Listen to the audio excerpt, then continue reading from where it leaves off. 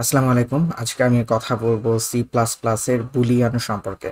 So Boolean নিয়ে কথা বলতে গেলে আমাদের দুই ধরনের কনসেপ্ট মাথায় আসতে পারে। একটা হচ্ছে বুলিয়ান ভ্যালু এবং আরেকটি হচ্ছে বুলিয়ান এক্সপ্রেশন। সো বুলিয়ান নিয়ে কথা বলার আগে সবার প্রথমে জানা দরকার যে বুলিয়ান জিনিসটা কি। আমরা আমাদের দৈনন্দিন জীবনে কথাবার্তা বলার সময় অথবা কাজকর্ম করার সময় এমন অনেক ব্যাপার স্যাপার ঘটে বা এমন অনেক প্রশ্ন থাকে যেটার উত্তর দুটি অপশনের মাধ্যমে শেষ করা যায়, ইয়েস অর নো, অথবা ট্রু অর ফলস, অথবা on or of. For example, যদি কাউকে প্রশ্ন করা হয় যে রুমের লাইট কি বন্ধ আছে কিনা বা রুমের লাইট কি অন আছে কিনা, এটার অ্যান্সার কিন্তু একই সঙ্গে দুটো হতে পারে, দুটোর বেশি কিন্তু হতে পারে না। একই সঙ্গে না, সরি, দুটি যে কোনো একটি হতে পারে। ফর এক্সাম্পল, লাইটটি বন্ধ আছে, লাইট ইজ অফ, অথবা লাইটটি দেয়া আছে বা লাইটটি চালু আছে, so light is on. So এটার উত্তর অন অথবা অফ, এই দুটোর যে কোনো একটা হতে পারে। একই সঙ্গে দুটি হতে পারে না, অথবা এই দুটির বাইরেও কিছু হতে পারে না। তারপর ফর এক্সাম্পল, একজনকে প্রশ্ন করা হতে পারে তুমি কি আজকে যাবে নাকি যাবে না, তুমি কি আজকে যাবে কিনা। এটার অ্যান্সারও কিন্তু দুটি অপশনের যে কোনো একটা হতে পারে, ইয়েস অর নো। যাব, হ্যাঁ আমি যাব, যাব না, নো আমি যাব না। এই দুটোর যে কোনো একটা হতে পারে, কিন্তু এই দুটোর কিন্তু বাইরে হতে পারে না। আবার আহ, আরেকটা ভাবে বলা যেতে পারে যে কোনো একটা তদন্ত হচ্ছে, সো তদন্ত শেষ করার পরে আমরা যখন জিজ্ঞাসা করলাম যে অভিযোগটি এসেছিল সেটি কি সত্য ছিল কিনা, এটারও অ্যান্সার কিন্তু দুটি যে কোনো একটা হতে পারে, ইদার ট্রু অর ফলস। মানে এটার উত্তর হতে পারে হ্যাঁ এটা সত্যি ছিল, অথবা না এটা সত্য ছিল না, মিথ্যা ছিল। So true or false. So এভাবে দুটি অপশনের বাইরে অন্য কিছু এটা হতে পারে না। এই ধরনের জিনিস যেগুলো শুধুমাত্র এই দুটি অপশন দ্বারাই, মানে দুটি অপশনের যে কোনো একটি দ্বারাই আমরা লিখতে পারি বা বলতে পারি বা জানাতে পারি, সেসব জিনিসকে আমরা বুলিয়ান বলে থাকি। বুলিয়ানের বিশেষত্ব হচ্ছে এর উত্তর দুটি অপশনের যে কোনো একটা হতে পারে, হয় ট্রু অথবা ফলস। যদি এরকম কিছু না হয় তাহলে হয় অন অথবা অফ। যদি এ ধরনেরও কিছু না হয় তাহলে হয় ইয়েস অথবা নো। মানে এই দুই ধরনের অপশনের মধ্য থেকেই একটা অ্যান্সার আসবে, এর বাইরে কোনো কিছু যেতে পারে না। সো এগুলোকে বুলিয়ান বলা হয়।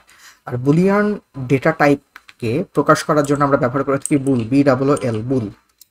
বুল লিখে, বুল লিখলাম মানেই সি প্লাস প্লাসের কম্পাইলার বুঝতে পারবে যে এখানে বুলিয়ান ডেটা টাইপ নিয়ে কাজ করা হচ্ছে। সো ডেটা টাইপ লিখলাম, এখন আমাকে ভ্যারিয়েবলের নাম দিতে হবে। সো ভ্যারিয়েবলগুলোর নাম একটু প্রশ্ন করা হচ্ছে এরকম দেওয়া হয়। ফর এক্সাম্পল, আমি এমন একটি ভ্যারিয়েবল তৈরি করতে চাচ্ছি যে ভ্যারিয়েবল দিয়ে আমি জানতে চাইছি যে এখন বৃষ্টি হচ্ছে কিনা। সো আমি এভাবে লিখবো ইজ রেইনিং, ঠিক আছে, ইজ রেইনিং। তো বুলিয়ানের ভ্যারিয়েবলগুলোর নাম এভাবে দেয়া হয়।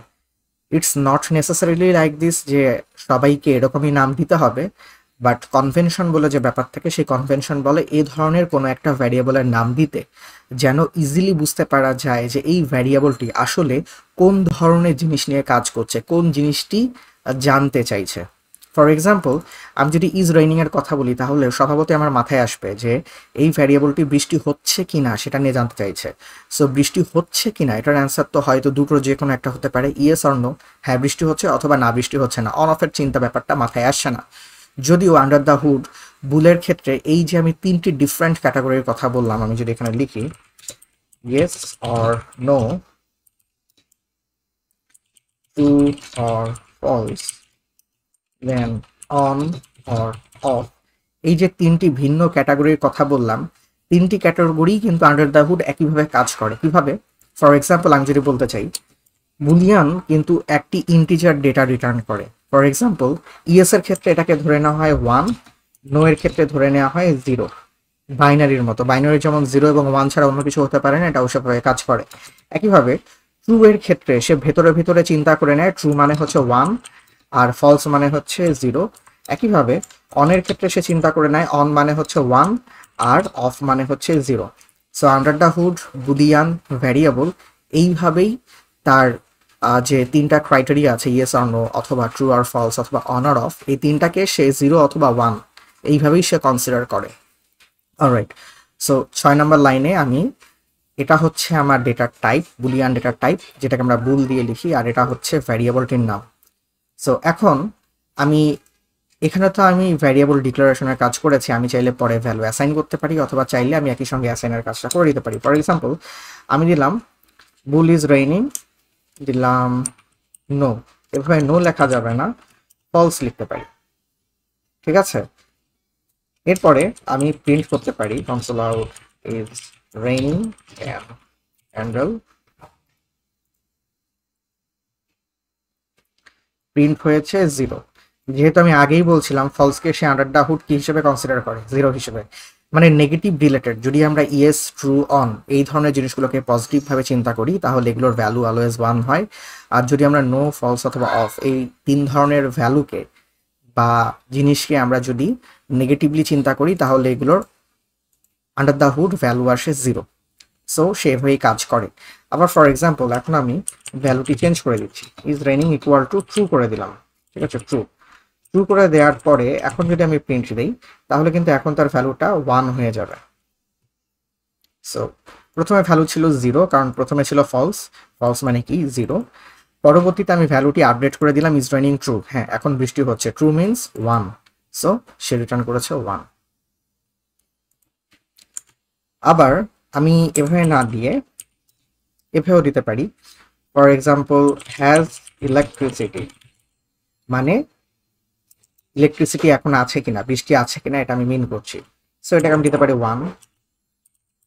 তারপরে আমি যদি হ্যাজ ইলেকট্রিসিটি প্রিন্ট করি, দেখি প্রিন্ট আদৌ হয় কিনা।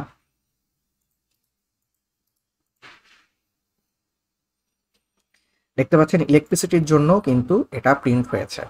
তো এখানে 1 মানে এটা বোঝাচ্ছে না যে ডিরেক্টলি এই 1 ভ্যালুটি প্রিন্ট করে দিচ্ছে। এই 1 মানে সে আন্ডার দ্য হুড কিন্তু বুঝতে পারছে ইয়েস অথবা ট্রু অথবা অন এই তিনটার যে কোনো একটাই মিন করছে।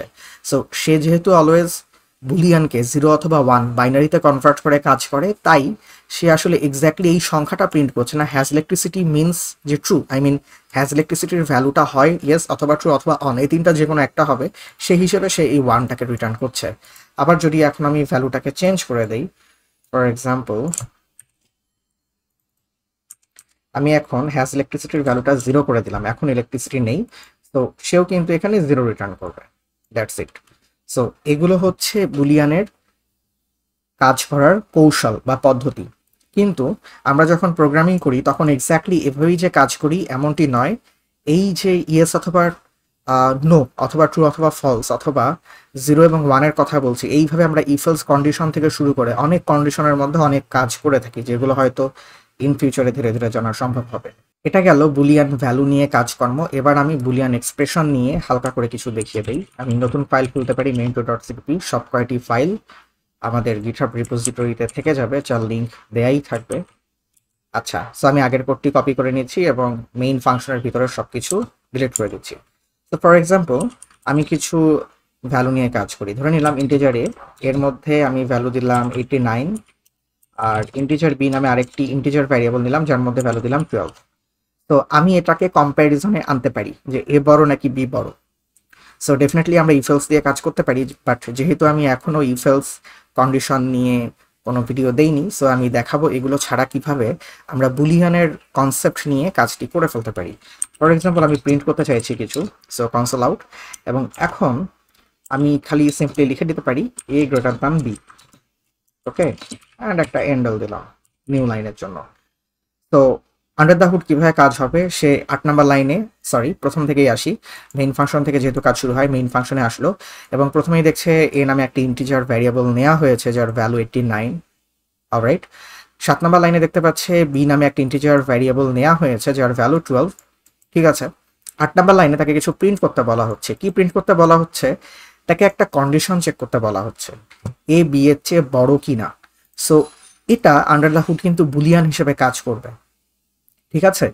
বুলিয়ান হিসেবে কাজ করে সেটাকে জাজ করার চেষ্টা করবে এই কন্ডিশনটা ট্রু কিনা। যদি ট্রু হয় তাহলে 1 রিটার্ন করবে, আদারওয়াইজ 0 রিটার্ন করবে।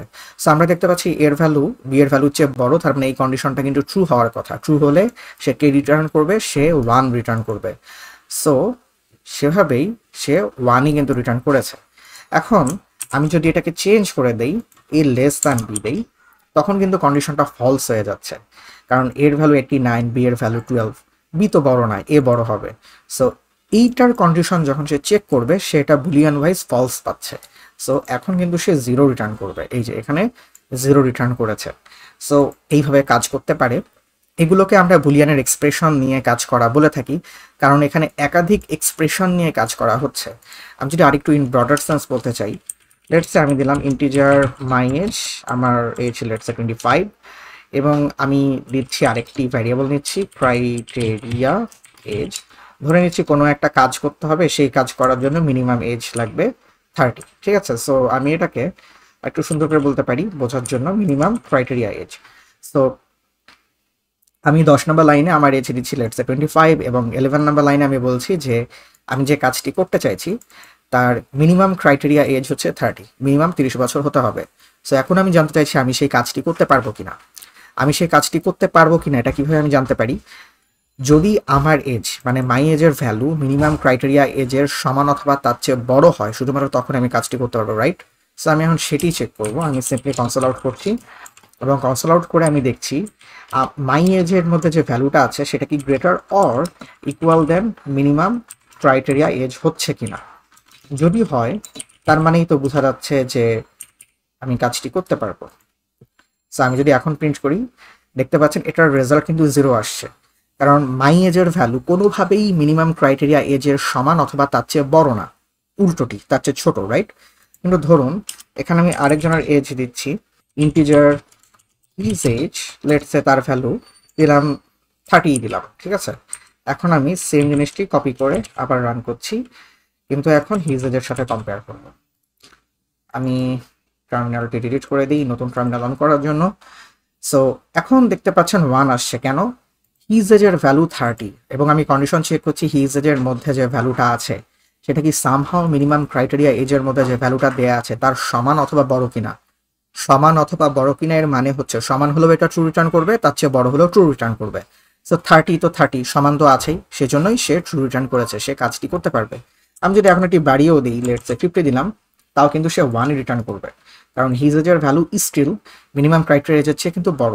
সমান অথবা বড় হলেই যেহেতু ট্রু হবে, বড় তো আছে, সো ট্রু হয়ে গিয়েছে। সো এইভাবে কিন্তু আমরা কাজ করে থাকি। তো এটি হলো বুলিয়ান নিয়ে খুবই সংক্ষিপ্ত আলোচনা। এগুলো নিয়ে আরো অনেক আলোচনা থাকবে ইন ফিউচারে। So I guess I will see you them.